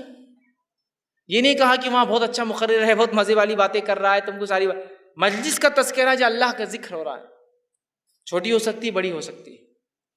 تو اللہ پوچھتا ہے، فرشتے ڈھونڈتے رہتے ایسی مجلسوں کو، جب پا لیتے دوسروں کو بلاتے جمع ہو جاتے آسمان تک. اللہ کو حالانکہ سب پتہ ہے، پھر بھی اللہ پوچھتا ہے کیا کہاں پایا، کیا کر رہے تھے، کیا مانگ رہے. تو کہا اللہ جنت کا سوال کرتے ہیں. کس چیز سے بچنا چاہتے تھے اللہ؟ تجھ سے جہنم سے جو ہے بچنا چاہتے ہیں. اللہ کہتا ہے فرشتوں گواہ رہنا میں نے معاف کر دیا. فرشتے کہتے ہیں اس مجلس میں ایسا انسان تھا جو یوں ہی آ کر بیٹھا تھا. اللہ نے کہا، اللہ سبحانہ تعالیٰ فرماتا ہے یہ مجلس ایسی نہیں ہے جس میں بیٹھنے والا جو ہے بد نصیب ہو، مطلب وہ بھی اس کا فائدہ اٹھا لیتا ہے. اندازہ لگائیے اللہ کے ذکر کا کتنا بڑا فائدہ ہے. ہم کوشش کریں ایسی مجلسوں میں جائیں اور اس کا اہتمام کریں کہ اللہ کا ذکر ہو. ورنہ ہمارے پاس جو مجلسیں ہوتی ہے دنیاوی بات، فالتو باتیں اور پتہ نہیں کیا کیا مجلس سجتی، مجھے بہرحال بتانے کی ضرورت نہیں. کوئی حرام کاریوں کی مجلس سے سجا رہا ہے، کوئی برائیوں کی مجلس سے سجا رہا ہے اور لوگوں کو دعوت دی جاتی ہے. اور جب دینی مجلسوں کا بات آتا ہے لوگوں کی آنکھ پہ کانٹے کھڑے ہو جاتے ہیں، اس لیے کہ وہاں بہت مشکل ہوتی ہے، وہاں مشکل ہوتی ہے. بہرحال اس کو سمجھ نہیں. اسی طرح 17واں وہ بات، وہ گناہ، وہ عمل جس سے کرنے سے گناہ معاف ہوتے ہیں، وہ یہ ہے کہ گناہ کی بات فوراً اللہ کی طرف رجوع ہونا. گناہ ہوا اللہ کی طرف رجوع ہو جائیے کہ اللہ مجھ سے یہ گناہ ہوا، اور توبہ کرنا فوراً یہ گناہوں کو معاف کر دیتا ہے. ابو ہریرہ رضی اللہ عنہ حدیث کے راوی، بخاری کی حدیث ہے. آپ صلی اللہ علیہ وسلم نے فرمایا کہا، حدیث کچھ اس طرح سے کہ نبی اکرم صلی اللہ علیہ وسلم سے جو ہے آپ نے فرمایا کہا، ایک بندہ ہے جو گناہ کرتا ہے اور گناہ کرنے کے بعد عرض کرتا ہے اللہ مجھ سے گناہ مجھے معاف کر دے. اللہ تعالیٰ کہتا ہے فرشتوں سے، اے فرشتوں میرا ایک بندہ ہے جسے معلوم اس کا ایک رب ہے اور وہ اس کو معاف بھی کر سکتا ہے اور اس کو سزا بھی دے سکتا ہے اور میں نے اس کو جو ہے معاف کر دیا. پھر وہ بندہ دوسرا جو ہے ایک اور بار پھر خطا کرتا ہے، پھر وہ کہتا ہے اللہ مجھے معاف کر. اللہ کہتا ہے فرشتوں میرا ایک بندہ ہے جسے پتہ ہے اس کا ایک رب ہے جو معاف بھی کرتا ہے اور گرفت بھی کر سکتا ہے اور میں نے اس کو جو ہے معاف کر دیا. پھر وہ ایک خطا کرتا ہے، پھر کہتا ہے اللہ مجھ سے گناہ ہوا. اللہ کہتا ہے فرشتوں میرا ایک بندہ ہے جو جانتا ہے اس کا ایک رب ہے جو معاف بھی کرتا ہے لیکن پکڑ بھی کرتا ہے اگر وہ جانتا ہے کہ دونوں ہو سکتا ہے. تم گواہ رہنا اس نے مجھ سے 3 بار معافی مانگی اور میں نے اس کو جو بخش دیا اور اس کو معاف کر دیا. گناہ ہوتے ہی فوراً معافی مانگنا. لیکن میں نے شروعات میں بات واضح کر دی تھی، اس کا ہرگز معنی یہ نہیں کہ آپ گناہ کریں اس لیے کہ اب بتایا جا رہا ہے اتنے جلدی معاف ہو جاتے ہیں. جیسے بہت سارے لوگ ہوتے ہیں، لوگوں کو خوب تکلیفیں پہنچاتے ہیں، خوب اذیتیں دیتے ہیں اور اس کے بعد کہاں چلے گئے وہ صاحب؟ حج کو چلے گئے. وہ حج کو چلے گئے. ایک صاحب مجھے بتانے لگے کہ میں ایک صاحب کے پاس گیا، وہ ایک سنستھا سوسائٹی چلاتے تھے، میں نے ان کو پیسہ دیا جاب کے لیے، وہ مجھے 5-6 سال ٹھگا دیا، کوئی جاب واب نہیں ملی. اس کے بعد میں ایک بار گیا اور کہا اب تو پیسے دے دو، اللہ تم کو معاف نہیں کرے گا. تو بولے میری معافی پہلے ہی ہو گئی. تو صاحب نے کہا ایسے کیسے؟ میں نے حج کر کے آ گیا نا. بولے تو جتوں کا پہلے لیا تھا حج کر کے آ گیا تو پورا کلیئر کر دیا، بولے پرانا اب میرے پہ نہیں رہا. تو اندازہ لگے گویا حج کو ہم نے ایک طریقہ بنایا گناہ کرنے کا. گناہ ہو جائے تو نیکیاں کرنے سے مٹ جاتے ہیں، لیکن اس کا ہرگز مطلب نہیں گناہ کرو اس لیے کہ نیکیاں پھر کرو تاکہ مٹا دو، ہے نا. میں جا کے آ کے حج کو مفتی صاحب نے بول دیا کہ وہ پچھلا سب ختم ہو گیا، بندوں کا بھی ختم ہو گیا اور اللہ کا بھی ختم ہو گیا سب. اندازہ لگائی. تو بہرحال تو اس حدیث کے اندر دیکھیے وہ بندے سے خطا ہوئی، اس نے معافی مانگی، پھر خطا ہوئی پھر معافی مانگی، پھر خطا ہوئی پھر معافی مانگی، تو اللہ رب العزت جو ہے اس کی مغفرت کر دی. اور اس کے آپ نے حدیث سے فرمایا، حدیث کے الفاظ دیکھیے اس طرح سے، ایک مالک ہے جو گناہ بخشتا ہے اور جو ہے گناہ پر سزا بھی دیتا ہے. میں نے اپنے بندے کو 3 بار بخش دیا ہے، اب وہ جو ہے جیسے چاہے اعمال کرے، تو میں نے اس کی جو ہے مغفرت کر چکا ہوں، میں نے اس کی مغفرت کر دی ہے، معاف کر دیا اس کو. اس سے پتہ چلا جیسے ہی ہم سے گناہ ہو فوراً کیا کرنا چاہیے؟ اللہ سے گناہ کی معافی مانگنا چاہیے.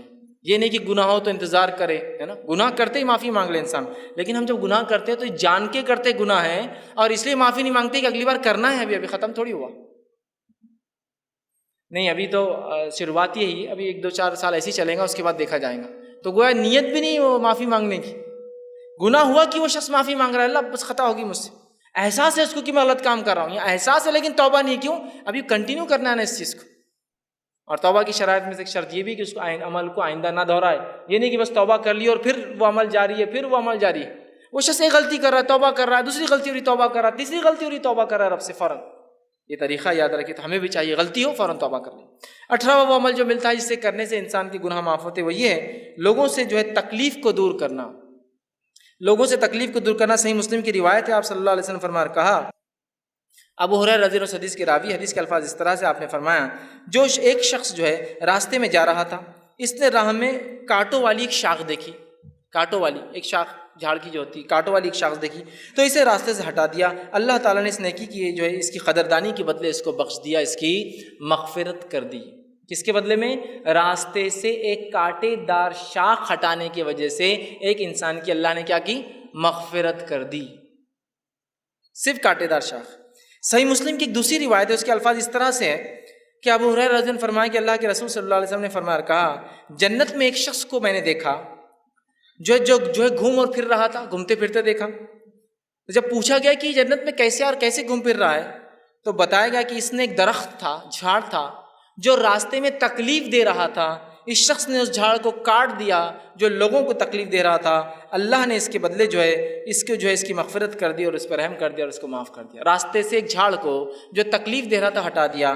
اس سے پتہ چلتا ہے کہ تکلیف کو راستے سے ہٹانا، لوگوں کو تکلیف دینے والی چیزوں کو ہٹانے سے کیا ہوتی ہے؟ اللہ ہمارے گناہوں کو معاف کرتا ہے، ہماری مغفرت کرتا ہے۔ اب اللہ ہم پر رحم کرے، ہم راستے میں تکلیف دہ چیز جاننے کو اپنا مقصد حیات سمجھنے لگ گئے ہیں نا۔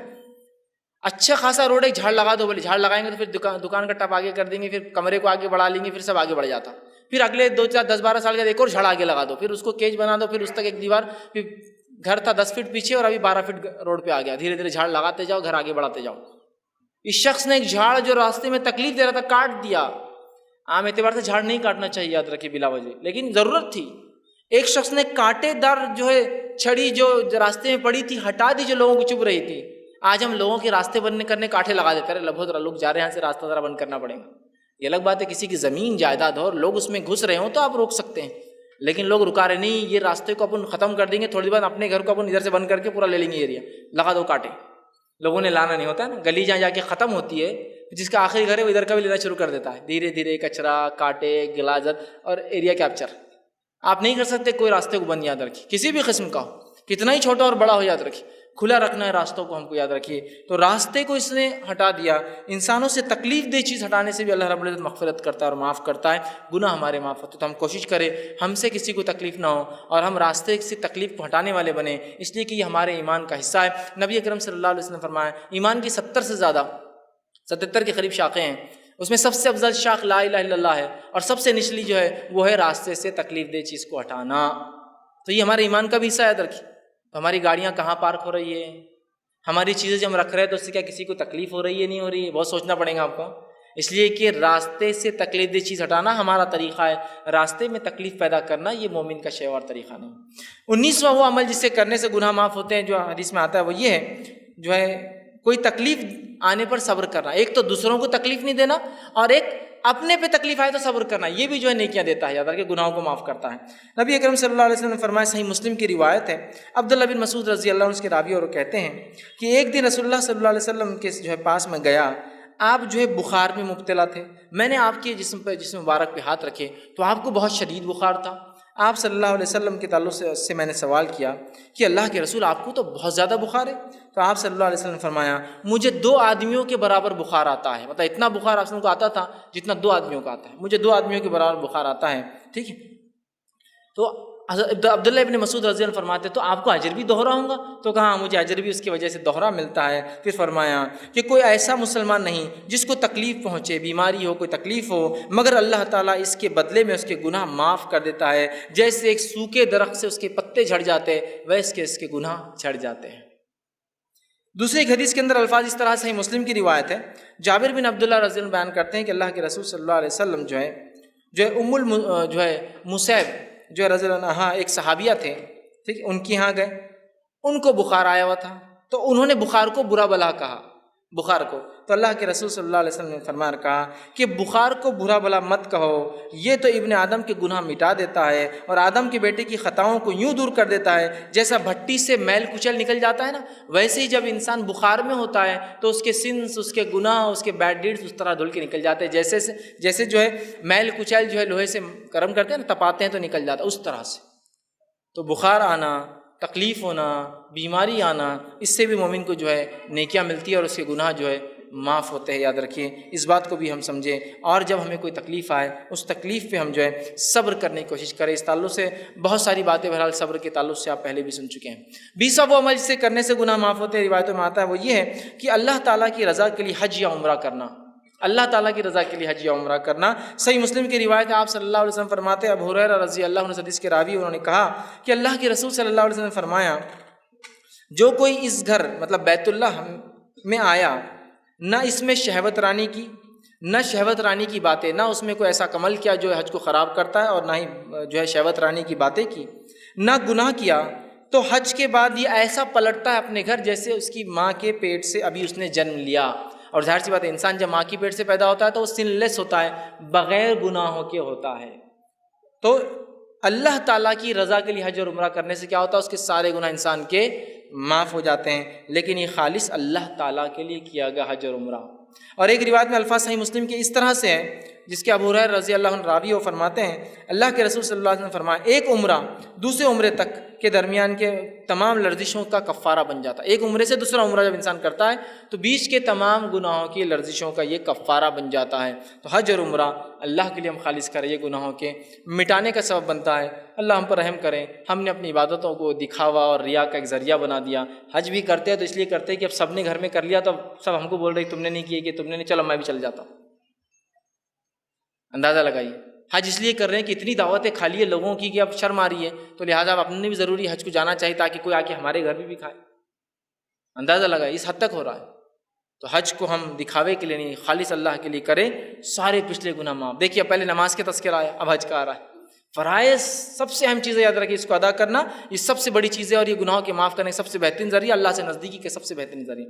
فرائض کے بعد نفل کرنے سے اللہ اور خوش ہوتا ہے، یاد رکھیں، خالی نفل کچھ کام کے نہیں جب تک فرائض نہ ہو۔ بہت سے لوگ ہوتے ہیں فرائض چھوڑ دیتے اور نفل میں لگے ہیں، فرائض کے بعد نفل اللہ قبول کرتا ہے، یاد رکھیں۔ اسی طرح 21واں عمل جس سے کرنے سے گناہ معاف ہوتے ہیں، وہی یوم عرفہ اور عاشورے کے دن کا روزہ رکھنا۔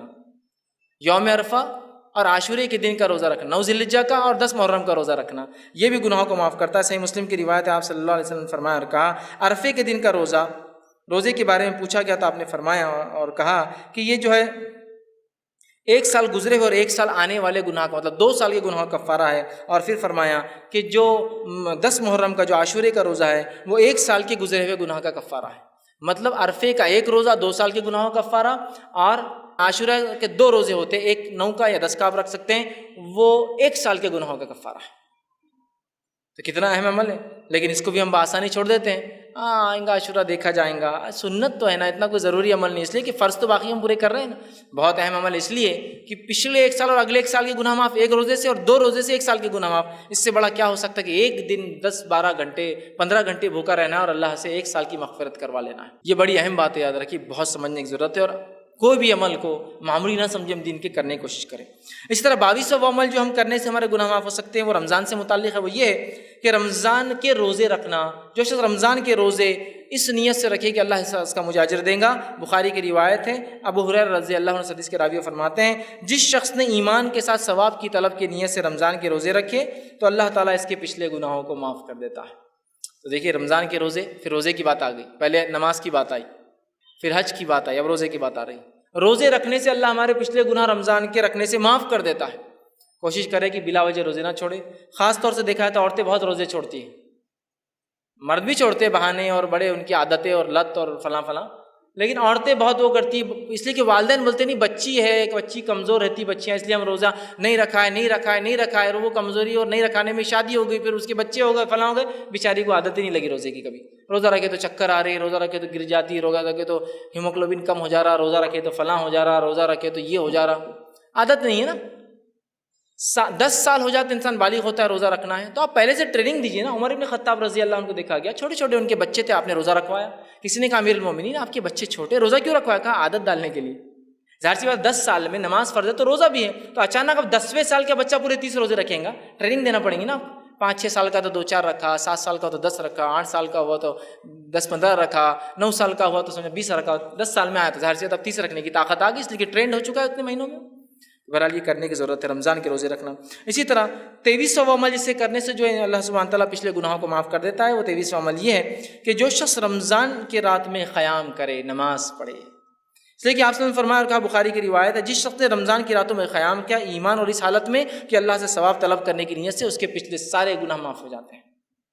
اس میں کہا من صام رمضان ایمانا واحتسابا، جس نے رمضان کے روزے رکھے ایمان اور احتساب اس نیت سے کہ اجر دے تو اس کے پچھلے گناہ۔ یہاں کا من قام رمضان، جس نے رمضان میں قیام کیا نماز اور اس نیت سے کہ اللہ اجر دیں گا، اس کے پچھلے گناہ معاف۔ تو رمضان کی قیام کو معمولی نہ سمجھے، کوشش کرے کہ ہم رمضان میں خوب سے خوب قیام کرے، زیادہ سے زیادہ کرے، تاکہ ہم اس اجر اور ثواب کے مستحق ہوں کہ پچھلے سارے گناہ معاف ہو جائیں۔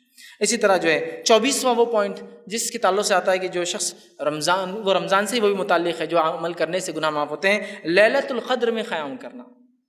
رمضان میں تو ہی لیلۃ القدر کا بھی آتا ہے۔ بخاری کی روایت آپ نے فرمایا اور کہا، جس شخص نے ایمان اور ثواب کی نیت سے شب قدر میں قیام کیا، اس کے پچھلے گناہ معاف کر دیے جاتے ہیں۔ اب لیلۃ القدر یہ کوئی ایک رات نہیں ہے جیسا کہ ہوتا ہے آج عموماً، جو آج 27 ہے اور ہمارے پاس یہ رائے ہے ہندوستان میں کہ 27 کو لیلۃ القدر سمجھتے نہیں۔ لیلۃ القدر جو ہے آخری عشرے کی 5 طاق راتوں میں سے کوئی ایک رات ہے، یاد رکھیے، جو کہ 21 رمضان جو جا چکا ہے وہ بھی ہو سکتی تھی، 23 رمضان جو کہ وہ بھی گزر چکا ہے وہ بھی ہو سکتی تھی، 25 رمضان جو وہ بھی گزر چکا وہ بھی ہو سکتا تھا، آج 27 ہے یہ بھی ہو سکتا ہے، اور آنے والی 29 بھی ہو سکتی ہے۔ لیکن افسوس کی بات ہے ہم لوگ صرف ایک رات مناتے۔ کیوں؟ نہیں 5 راتیں جاگنا نہیں ہوتا، بہت مشکل ہوتی، جاب کا مسئلہ، آخری عشرے میں تو دھندا ہوتا، بزنس ہوتا، چھوڑ کے جا سکتے، فلاں ہیں۔ یہ لوگ جو جاگ نہیں سکتے، بزنس نہیں چھوڑ سکتے، نوکری نہیں چھوڑ سکتے، ان سے کبھی سوال ہو کہ آپ کی بہن کی بھائی کی شادی کتنی راتیں جاگے؟ تو میری بہن کی شادی کا کیا پوچھ رہے ہیں، 15 راتیں جاگ کے نکالا میں۔ اچھا ماشاء اللہ۔ آپ بیمار ہوئے تو کتنی راتیں؟ ارے بیمار ہو گئے امی ہمارے ابا تو 10 راتیں 20 راتیں ہم جا کے نکالے۔ بچے کی پیدائش کے اندر میری کئی راتوں کی نیند نہیں ہوئی، تو یہ سب برداشت ہوتا ہے، لیکن دین کے لیے 5 راتیں جاگنے کو تیار نہیں، دنیا کے لیے، تکلیف کے لیے، مصیبت کے لیے، شادی کے لیے، بیاہ کے لیے، بلکہ شادی بیاہ میں تو رت جگہ بول کے ایک سسٹم ہی جو ہوتا ہے راتوں میں جاگنے کا۔ اور پھر ایک نتیجہ یہ بھی کہ ڈپلیکیٹس نائٹس اتنے منا لیتے ہیں کہ ریئل نائٹ جب آتی ہے تو چھوڑ دیتے ہیں اس کو۔ اور اگر شب قدر کو پانا ہے اور اگر اس کو پانے کے لیے بھی کوشش کر رہے ہیں تو 5 راتوں میں سے ایک ہے، اور اس میں پھر 5 میں سے بھی کیا کرتی معلوم ہم نے؟ ایک رات کو خاص الگ کر دی، بولے وہ 27 کی 6 وہ، اور وہ بھی کیسے منا رہے ہیں؟ اس کے منانے کا بھی ڈھنگ بہرحال ایک سے ایک انداز لوگوں نے اپنائے ہوئے ہیں، اس لیے کہ بہت سے لوگوں کے تو شاید اب تک بھی نمبر نہیں لگے ہوں گے توا اسپاٹ پر، اب نمبر آئیں گا ان کا، عشاء کے بعد سے لائن میں کھڑے ہوں گے، کباب کی دکان پر، چکن کی دکان پر، توا اسپاٹ پر، ڈھابے پہ نمبر لگے ہوئے ہوں گے ابھی کہ ابھی مجھے کھانا، تو کیا پھر منانا ہے تو یہ طریقہ ہے اس کا، یہ کرنا ہے اس کے اندر۔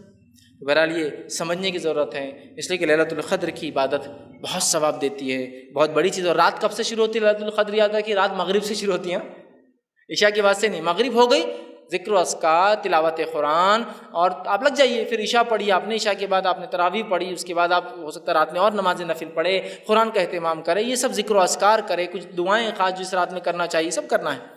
لیکن ہم لوگ جو ہے بہت کوتاہ نظر آتے ہیں، اور اس میں بھی 27 ایک، اور اس کو منانے کا طریقہ بڑا عجیب ہم نے اختیار کیا ہے۔ تو یہ 5 راتوں میں سے کوئی ایک یاد رکھے۔ اچھا ایک رات جاگ لیتے اور پوری نشانیاں فٹ بھی کر دیتے، ہاں آج ٹھنڈی تھی، بارش بھی، سب فٹ کر، بھائی میرے جو 5 جاگیں گے اس کو پتہ چلیں گا آج کیا کیا ہوا تھا 27 میں، آگے 21 میں یہ ہوا تھا نہیں ہوا تھا، 23 میں ہوا تھا نہیں ہوا تھا، ایک رات جاگتے اور برابر ہاں موسم ٹھنڈا تھا، سب بارش ہوئی تھی، سب کر لیتے پھر نشانیاں۔ میں 5 جاگو تو ڈفرنس کر کے بتا پاؤں گی کہ کون سی ہو سکتی ہے، ایک کیسی ہو سکتی ہے؟ بہرحال اس کو سمجھنے کی ضرورت ہے۔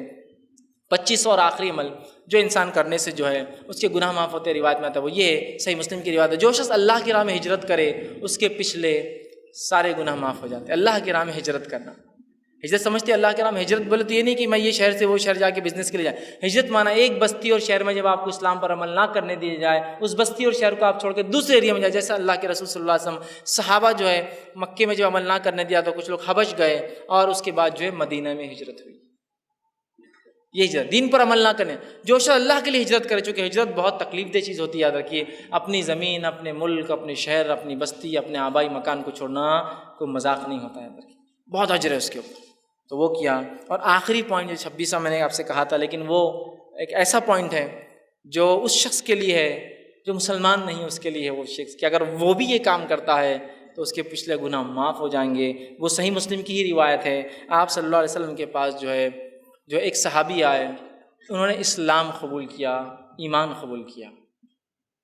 ایمان قبول کرنے کے بعد کہا اللہ کے رسول صلی اللہ علیہ وسلم، اپنے حقیقی رب کو پہچانا اور اس پر ایمان لائے۔ کہ اللہ کے رسول صلی اللہ علیہ وسلم، جب میں کفر کی حالت میں تھا 3 بیٹیوں کو دفنایا ہے میں نے ایک کے بعد ایک، کیا میرا یہ گناہ معاف ہوں گا؟ اور ایک دوسری روایت میں جب خالد بن ولید رضی اللہ عنہ ایمان لائے تو انہوں نے بھی جب ایمان لایا اللہ کے رسول صلی اللہ علیہ وسلم کے ہاتھ میں بیعت کیا تو کہا اللہ کے رسول کہ اللہ میرے پچھلے گناہ معاف کریں گا جو میں نے اسلام کے خلاف جنگیں لڑی ہیں اور صحابہ کو مارا تھا، آپ نے شہید کیا تھا، کہ کیا اللہ معاف کریں گا؟ تو اللہ کے رسول صلی اللہ علیہ وسلم نے اس شخص کو، خالد بن ولید کو فرمایا تھا کہ اسلام لانے سے پچھلے سارے گناہ معاف ہو جاتے ہیں۔ اس میں حقوق اللہ بھی، ظاہر سی بات ہے ایمان والا نہیں تھا، اور حقوق العباد بھی معاف ہے، چونکہ اس نے 3 بیٹیوں کو دفنائے تھے اس صحابی نے۔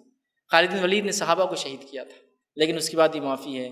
تو گویا یہ غیر مسلم کے لیے ہوتا ہے کہ اگر وہ سچے دل سے ایمان لاتا ہے اپنے رب پر، خالص کر لیتا ہے اور اپنے پالن کرتا کو، اپنے جو ہے بنانے والے کو، اپنے جو ہے پیدا کرنے والے کو پہچان کر اس کے اوپر آستھا، اس کے اوپر ایمان لاتا ہے، اس کے اوپر فیتھ کرتا ہے، اس پر بلیف لا لیتا ہے، تو اس کے بھی پچھلے سارے گناہ معاف ہو جاتے ہیں، اللہ سب معاف کر دیتا ہے، اور ایک نئی زندگی اس کے اس دن سے چالو ہوتی ہے جس دن اس نے اسلام لے آیا۔ تو بہرحال یہ 26واں لیکن ایک الگ پوائنٹ تھا جو ایک غیر مسلم کے لیے لاگو ہوتا ہے، وہ کیسے اپنی معافی کروائے، کیسے اپنے گناہوں کی زندگی سے نکل کر، اس دلدل سے نکل کر جو ہے وہ آخرت میں جو ہے سکسیس کو اٹینڈ کرے، آخرت میں جو ہے وہ جو ہے جہنم سے بچ کے جنت کا مستحق ہے۔ وہ یہ ہے کہ وہ جو ہے خالص دل سے اپنے بنانے والے پر ایمان لائے اور اس کے آخری نبی محمد صلی اللہ علیہ وسلم پر ایمان لائے، تو بہرحال اس کی مغفرت ہے، اس کے بھی سارے گناہ معاف ہو جاتے ہیں۔ تو یہ چند باتیں تھیں جو میں نے مناسب، اور لیکن صرف یہ بات یاد رکھیے صرف یہی باتیں نہیں جو قرآن حدیث میں جو معاف کرتی ہیں، اور بھی بہت ساری آیتیں اور بھی بہت ساری حدیثیں جس میں تذکرے آتے ہیں، یہ عمل سے گناہ معاف ہوتے ہیں، وہ عمل سے گناہ معاف ہوتے ہیں۔